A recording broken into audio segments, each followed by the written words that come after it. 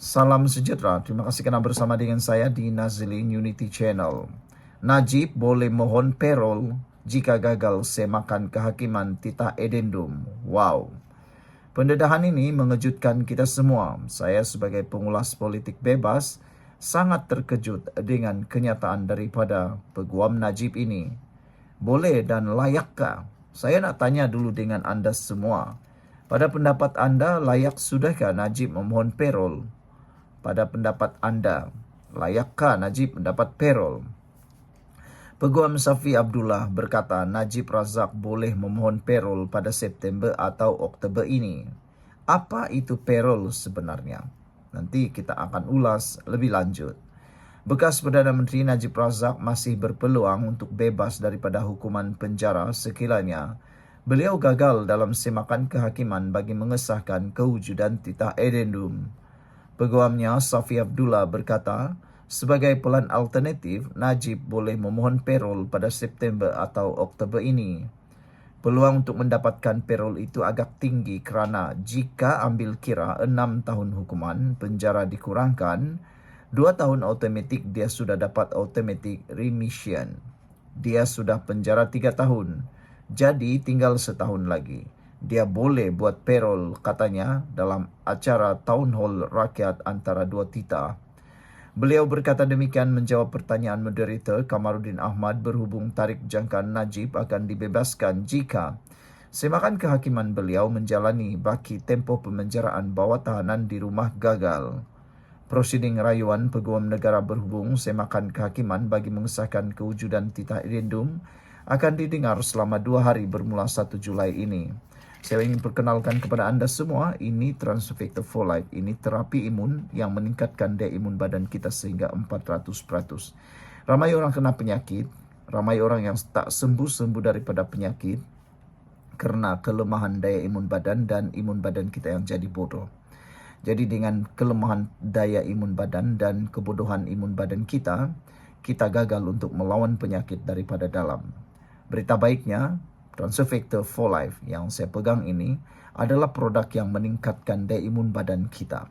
Dengan memakan Transfector ini, kita dapat meningkatkan imun badan kita sehingga 400%. Dengan peningkatan daya imun badan, kita boleh melawan penyakit dan boleh sembuh daripada dalam.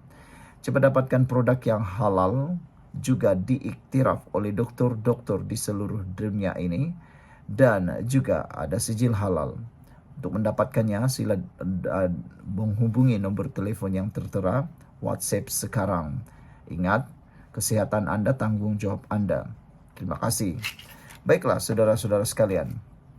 Pada 28 April yang lalu, Peguam Negara diberi kebenaran merayu terhadap keputusan Mahkamah Rayuan yang membenarkan Najib memulakan semakan kehakiman bagi memaksa kerajaan atau 6 pihak lain menjawab mengenai kewujudan titah edendum.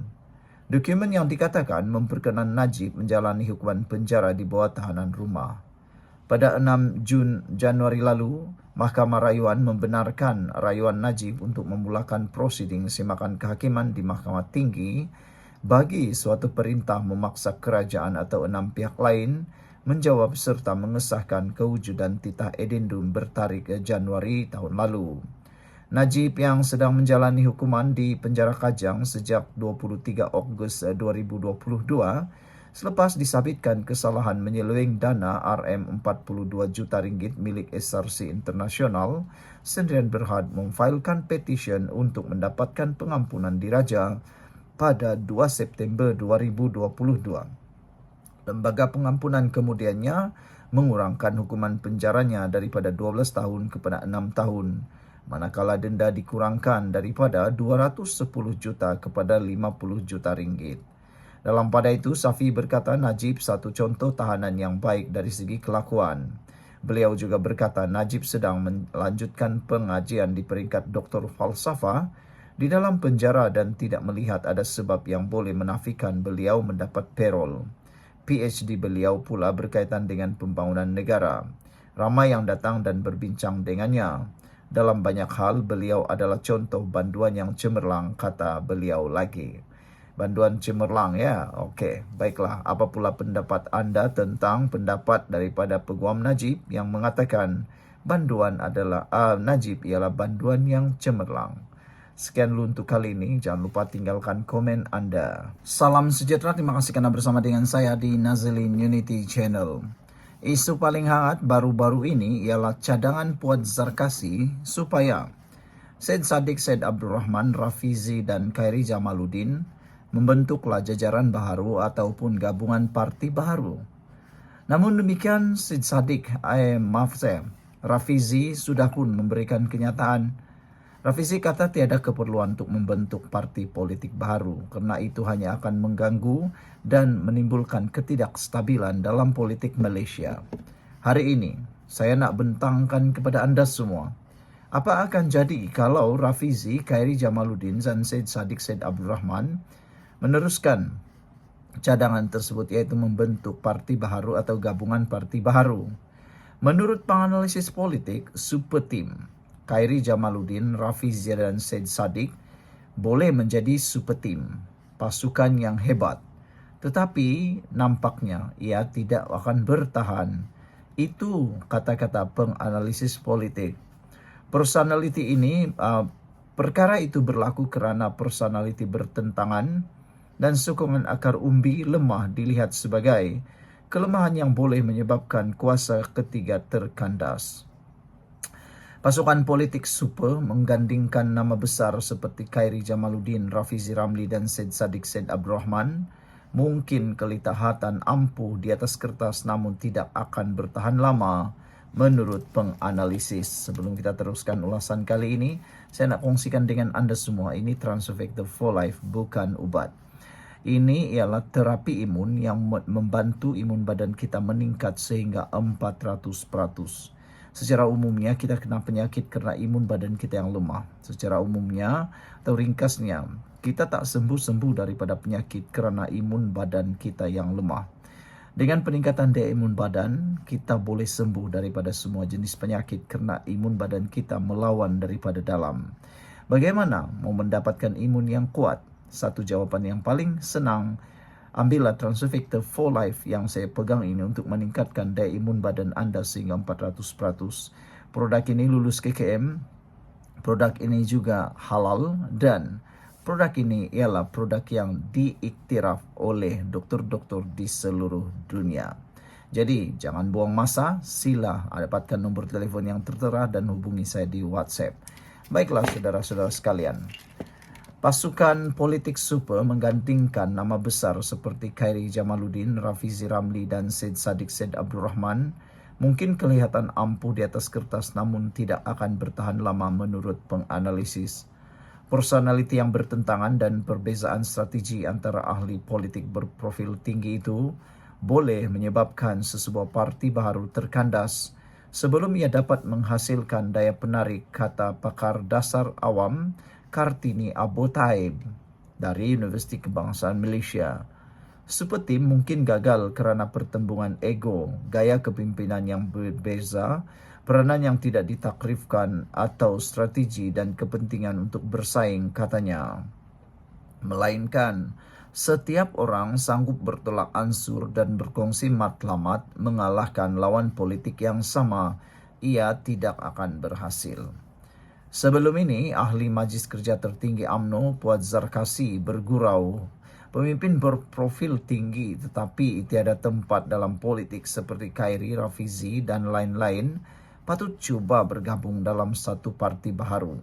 Mengatakan mereka boleh raih kuasa tawar-menawar yang cukup kuat. Bagaimanapun, sejarah Malaysia turut merakam cubaan gagal membentuk kuasa ketiga seperti Parti Sosialis Malaysia, Pejuang dan Muda yang bergelut untuk meraih sokongan dalam menghadapi gabungan yang dominan. Azmi Hassan dari Akademi Nusantara berkata, ekosistem politik masih berkisar pada parti mempunyai sokongan akar umbi yang mendalam. Nama-nama yang disebut mempunyai satu persamaan, iaitu mereka lantang mengkritik parti sendiri, sama ada parti sekarang atau dahulu. Tetapi anda memerlukan lebih daripada kritikan dan karisma. Anda memerlukan keahlian dan jentera parti yang berfungsi, katanya. Azmi menarik perhatian pada pencapaian terhad muda walaupun Syed Saddiq Syed Abdurrahman dikelari ramai mengatakan sesebuah parti tidak akan dapat bertahan jika bergantung pada karisma atau sokongan orang bukan ahli sahaja. Bukan begitu caranya, kata beliau. UMNO, PKR, DAP, PAS dan Bersatu kekal dominan kerana mereka mempunyai akar umbi yang kukuh, katanya lagi. Sekian untuk kali ini, jangan lupa tinggalkan komen anda. Salam sejahtera, terima kasih kerana bersama dengan saya di Nazilin Unity Channel. Sah Anwar Ibrahim menghadap Agong. Persoalan timbul pertama dalam pemikiran para pengulas politik dan para peminat politik ialah apakah kehadiran Anwar ke Istana Negara untuk berkunjung menghadap yang di Pertuan Agong membawa maksud yang besar. Adakah perjumpaan ini bukan perjumpaan biasa-biasa? Adakah perjumpaan ini akan menyebabkan Anwar Ibrahim akan rombak kabinet? Itulah persoalan yang timbul dalam dunia netizen hari ini. Yang di Pertuan Agong, Sultan Ibrahim hari ini berkenan menerima menghadap Perdana Menteri Datuk Seri Anwar Ibrahim. Pertemuan itu berlangsung selama kira-kira 2 jam di Istana Bukit Tunku di sini. Pada pertemuan itu banyak perkara yang telah dibincangkan. Antaranya, Perdana Menteri turut mempersembahkan perkembangan serta pelbagai isu semasa menurut hantaran di Facebook Sultan Ibrahim Sultan Iskandar. Saudara-saudara sekalian, dengan ini maka bolehlah kita anggap Anwar Ibrahim adakah dia akan membubarkan parlimen ini pada bila-bila masa. Tapi Anwar Ibrahim juga sudah memberitahu bahawa untuk melantik Ketua Polis Negara yang baru, beliau akan bertanya dulu nasihat dan usul daripada Sultan yang di Pertuan Agong. Jadi pertanyaannya, adakah Anwar Ibrahim menghadap Agong hanya kerana rutin biasa? Ataukah Anwar Ibrahim menghadap Agong kerana ada hal-hal yang mendesak? Ataupun adakah Anwar Ibrahim sudah membawa senarai nama untuk menggantikan Rafizi dan Nik Nazmi sebagai menteri? Sudah tentu negeri-negeri yang mengalami kehilangan dua orang pemimpin ini akan rugi. Macam itulah. Jadi saudara-saudara sekalian, apa pula pendapat anda semua? Apa pula pendapat anda semua? Adakah Anwar akan bubarkan parlimen dalam masa yang terdekat ataukah mereka akan terus berdiam? Hari ini juga kita mendapat satu maklumat penting.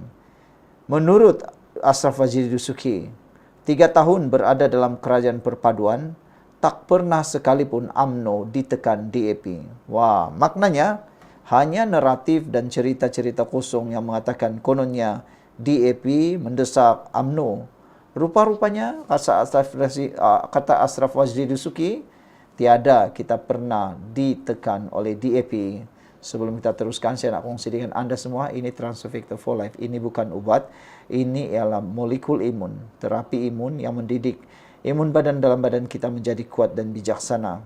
Secara umumnya kita kena penyakit dan sukar untuk sembuh daripada semua jenis penyakit kerana imun badan kita yang lemah atau menjadi bodoh.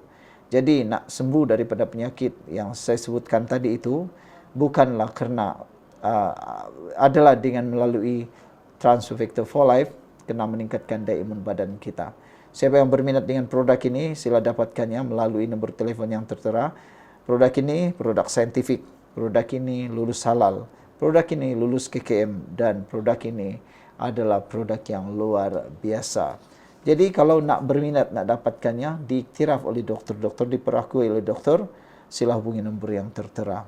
Selama 3 tahun berada dalam kerajaan perpaduan bersama DAP, tiada satu dasar berkait usaha memperkasakan Islam dipersoalkan oleh parti yang pernah digelar musuh ketua UMNO itu. Setiausaha Agung UMNO, Datuk Dr. Ashraf Wajdi Dusuki berkata, syarikat bekerjasama yang ditetapkan pihaknya dipatuhi oleh DAP, terutama hal berkaitan orang Melayu dan Bumi Putra seperti termaktub dalam Perlembagaan Persekutuan. Saudara-saudara sekalian, itu dulu untuk kali ini. Apa pula pendapat anda semua? Sekian dulu, jangan lupa tinggalkan komen Anda. Kita jumpa lagi, bye-bye. Salam sejahtera, terima kasih karena bersama dengan saya di Nazilin Unity Channel. Rafizi sekali lagi tampil membawa maksud dan membawa rahsia besar untuk Anda semua. Kali ini Rafizi dedah. Dia kata apa guna kekal dalam kabinet jika hilang kebebasan bersuara. Rafizi Ramli berkata tiada sebab untuk dia terus kekal dalam kabinet. Sekiranya jawatannya itu mengorbankan hak untuk dia bersuara dan menyatakan pandangan sendiri. Ada netizen dan pengulas politik penyokong Rafizi setuju dengan apa yang Rafizi kata. Mereka kata buat apalah bersama dengan seseorang kalau hanya menjadi pakturut. Buat apalah menyokong dalam suatu kabinet kalau satu perkara pun tak boleh bersuara. Tapi walau bagaimanapun, apa yang didedahkan oleh Rafizi ini memang sangatlah hebat, luar biasa. Ada yang tertanya-tanya, kalau Rafizi tidak kalah dalam pemilihan PKR, adakah nada Rafizi tetap sama seperti sekarang? Rafizi yang bercakap dalam episode pertama audio siar terbarunya yang berhenti menteri malam tadi, Rafizi berkata dia hanya akan menjadi seorang menteri tempang sekiranya memilih untuk kekal dalam kerajaan selepas tewas kepada anak Perdana Menteri Nurul Izzah Anwar dalam pemilihan jawatan timbalan Presiden PKR baru-baru ini.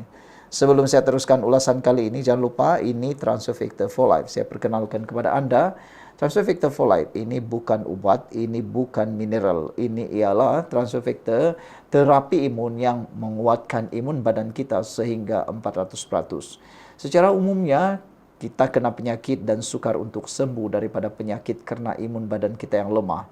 Apabila imun badan kita jadi lemah dan imun badan kita jadi bodoh, kita sukar untuk sembuh daripada penyakit.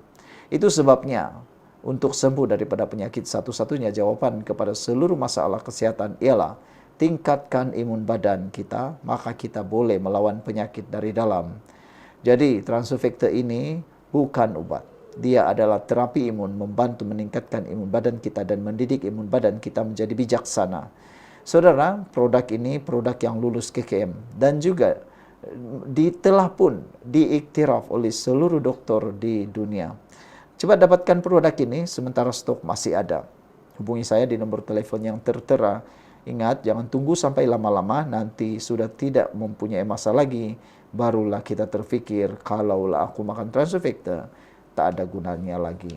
Saudara-saudara sekalian, Rafizi juga berkata, saya tak mahu berada dalam kabinet jika itu bermakna pandangan saya disekat atau saya tidak dibenarkan untuk berbeza pandangan.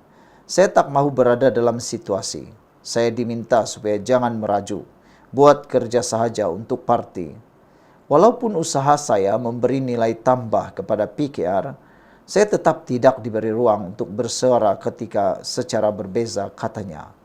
Bekas Menteri Ekonomi itu juga berkata tanpa pengaruh dalam keputusan seperti pelantikan atau pembaharuan budaya politik yang toksik, kehadirannya hanya akan memperkuat sistem yang sebelum ini ditentang.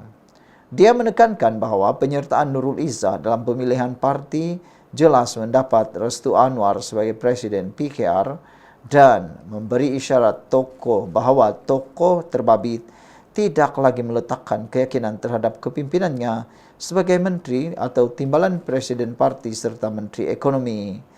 Tambah anak kelahiran Terengganu itu terus memegang jawatan bagi menteri selepas kalah dalam pemilihan hanya akan menjejaskan Kementerian Ekonomi kerana pejabat awam akan melihatnya kehilangan legitimasi sekaligus menjejaskan keberkesanan dasar dan program kementerian. Mandat itu penting untuk menjayakan agenda reformasi ekonomi. Kalau hilang mandat, maknanya idea dan pandangan kita telah ditolak, katanya. Sekian untuk kali ini, jangan lupa tinggalkan komen Anda.